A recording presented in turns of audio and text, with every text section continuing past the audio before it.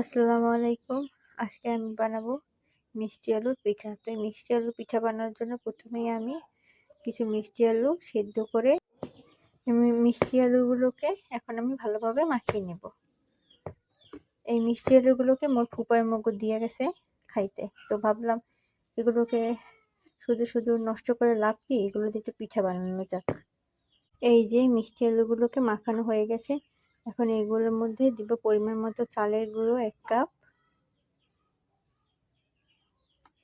তারপর দিব পরিমাণ মতো লবণ,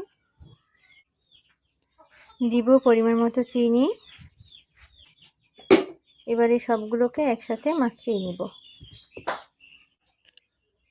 এই যে দেখুন সবগুলো উপকরণ আমার একসাথে মাখানো হয়ে গেছে। এখন এই উপকরণগুলো আমি হাতে নিব এবং ছোট্ট ছোট্ট বল বানিয়ে নেব। এভাবে ছোট্ট ছোট্ট বল বানিয়ে নেব। এই যে এরকম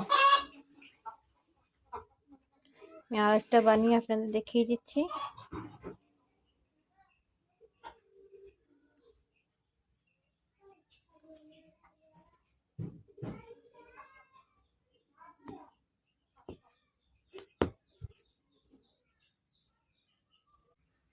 এখন আমি চুলায় একটা কড়াই দিয়ে দিয়েছি এবং গ্যাসটা অন করে দিয়েছি। এখন আমি কড়াইতে তেল দিব। কড়াইতে তেল দিয়ে দিয়েছি, তেলটা গরম হওয়া পর্যন্ত এখন আমরা অপেক্ষা করব। দেখুন আমাদের তেলটা গরম হয়ে গেছে। এখন এর মধ্যে আমরা পিঠাগুলোকে আস্তে আস্তে করে দিয়ে দেব।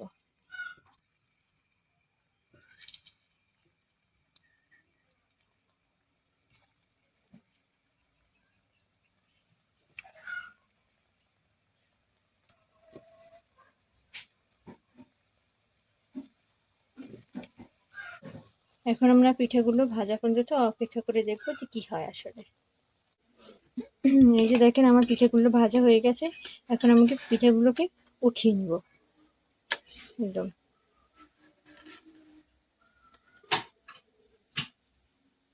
এখন আমি বাকি যেগুলো পিঠা আছে সেগুলোকে দিয়ে দিব। এগুলো আমি আবার গোল করে বানিয়েছি।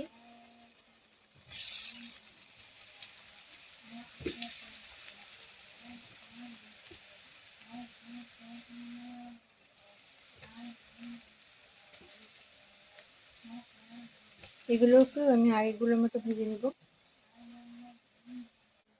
এই যে দেখেন আমার পিঠাগুলো ভাজা হয়ে গেছে। এখন আমি এগুলোকেও তুলে নিব। এই যে দেখেন আমার মিষ্টি আলুর পিঠা বানানো হয়ে গেছে। পিঠাগুলো কি পরিমাণ নরম এবং বাইরে থেকে একদম ক্রিস্পি হয়েছে। এই যে আপনারা চাইলে ঘরে বাসায় মিষ্টি আলু থাকলে সেগুলো দিয়ে এরকম মজাদার পিঠা বানিয়ে নিতে পারেন।